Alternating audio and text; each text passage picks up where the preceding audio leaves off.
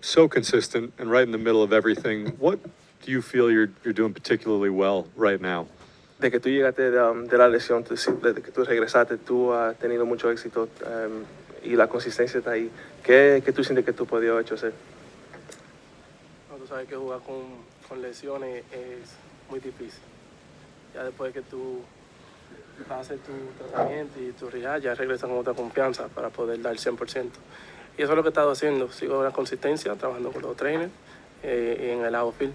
Ya el enfoque en home play es tratar de que el pitcher cometa errores para seguir produciendo y eso es lo que hago diario. Yeah, I think anybody knows that when you're playing with injury, it's a difficult situation. So once you're able to rehab that injury, you're in the training room, you get everything that you need to get right, you come back with a different type of confidence. And I think that's what I've been able to do is just kind of follow the proper routine, get my work in the training room, in the weight room, in the outfield. And then when it comes to hitting, at that point, you just kind of have to rely on capitalizing on the mistakes that the pitcher makes. And thankfully, that's what I've been able to do in terms of getting the results. And since Francisco's up here right now, he told us about your talk the other night. What has been the difference you've seen in him since that over the last 2 games? Y ahora que Francisco está aquí, él le dijo a los reporteros de la conversación que ustedes tuvieron, cuál es la diferencia que tú ves sobre el juego de él y cómo él está jugando el juego. Creo que la confianza que él tiene de poder escuchar a cada uno de nosotros y lo pone en práctica es lo que lo ha ayudado a ser mejor cada día. Es bueno ver cuando uno le dice algo a un compañero y lo que uno le dice, él lo pone en práctica y tiene buen resultado.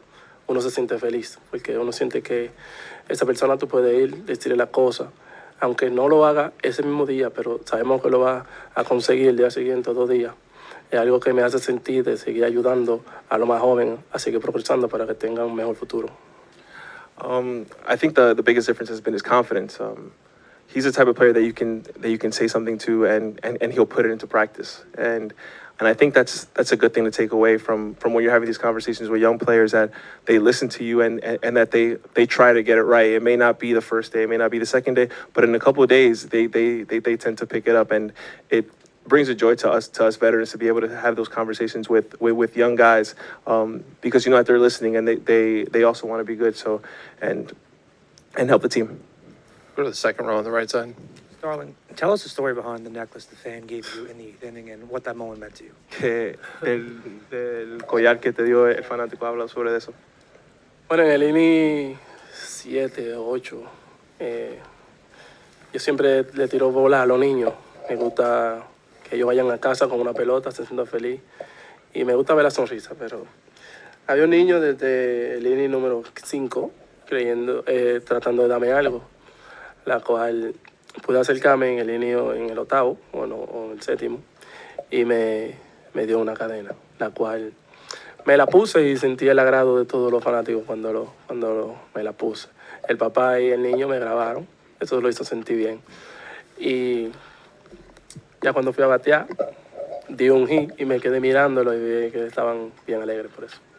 Yeah, no, I think it happened in I think about seventh or 8th inning. Usually every game I start throwing balls to fans because I want them to be able to, I want those kids to be able to go home with a little memory. And in the 5th inning, like, a fan was trying to get my attention, and then in the 7th inning or 8th inning, I ended up throwing a ball over, and they gave me the necklace. And then in my next at bat, I ended up getting a hit there, and I just kind of kept looking at him. So I just kept it, but it was a really special moment. A few more for these guys. We'll go to the back left, about 4 rows back.